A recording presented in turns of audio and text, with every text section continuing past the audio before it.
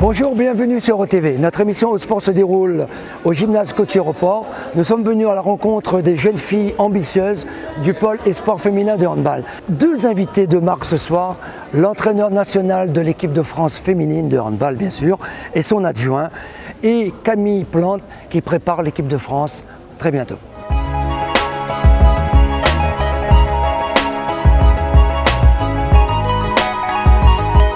L'entraîneur national de l'équipe de France féminine à La Réunion. Pourquoi? Pour montrer que le handball à La Réunion c'est important et qu'il faut travailler, et que même si on est loin de la métropole, on est dans la fédération, on a une place, une belle place et justement on lutte contre cet éloignement et on veut faire comprendre à ces jeunes qu'on les suit, qu'on a envie de les faire progresser et de les encourager tout simplement parce qu'elles sont l'avenir de demain. Voilà, c'est un message. L'entraîneur qui est champion du monde, il s'intéresse aussi à vous, tout simplement. C'est un signe fort de la Fédération française. Oui, parce qu'on garde toujours la même humilité et on sait que demain, c'est avec elles qu'on gagnera. Et elles sont en âge, certaines, d'être aux Jeux Olympiques en 2024 à Paris. Et on cherche nos meilleures joueuses pour les Jeux Olympiques à Paris.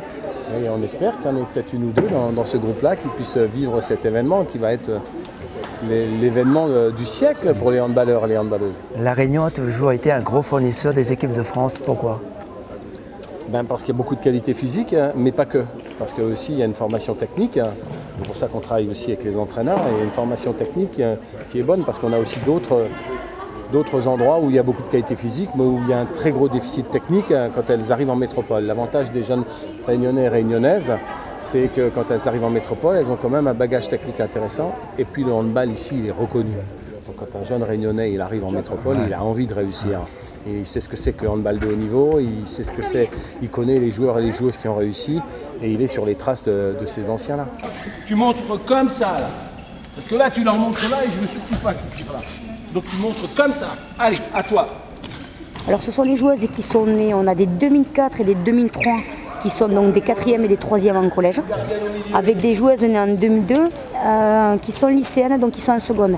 Ceci, ça compose ce qu'on appelle le site d'accession au niveau de l'excellence sportive. Aujourd'hui, vous avez le pôle d'excellence, le pôle d'accession. Là, aujourd'hui, vous avez le pôle d'accession qui est en plus en phase de préparation pour les interligues au championnat de France début avril. L'entraîneur national, tout à l'heure, il a montré la médaille d'or, mais nous, à La Réunion, on a quand même Daniel Narcisse, double champion olympique. C'est on Fred. Oui, mais bien sûr, mais c'est une histoire qui, je l'espère, se perpétuera, dans le sens où on a quand même pas mal de jeunes gamins dans les centres de formation. Il faut espérer qu'un jour on a un autre Daniel Narcisse, mais bon, qui sera différent de lui, avec d'autres qualités, mais qui portera la flamme du handball réunionnais au plus haut niveau.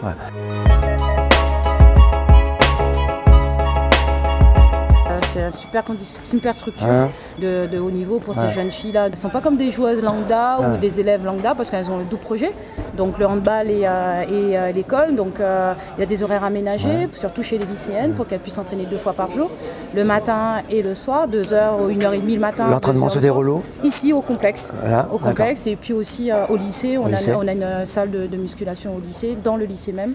Donc voilà, qu'on a vraiment une structure, des infrastructures. L'équilibre garçons et filles en équipe de France, La Réunion, la Ligue veut garder ça? Oui, oui, je pense qu'ils mettent tous les moyens et les ressources humaines et tout ça pour qu'on y arrive. Donc on espère, on a fait notre travail et après en espérant que ça arrive un jour. Mais en tout cas c'est bien parti avec Camille, vu que c'est vraiment repéré par la DTN comme le plus gros profil qu'ils ont vu depuis très longtemps dans Gardienne.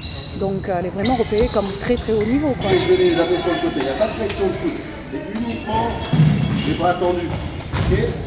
Camille, avoir un entraîneur national venu à La Réunion, que pour toi, ça te fait quoi? Ça fait beaucoup de pression, mais je suis habituée à ça avec les 2 stages que j'ai fait au Havre et en Espagne, j'ai l'habitude.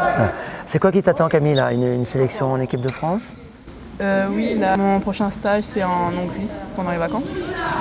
Et après, le reste, c'est eux qui vont décider.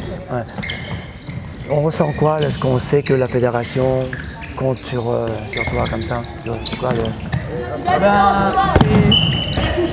c'est un peu stressant, mais ça fait plaisir qu'ils croient en moi. Lydia Spencer est le premier handballeur qui est parti en métropole et c'était un gardien de but. Voilà.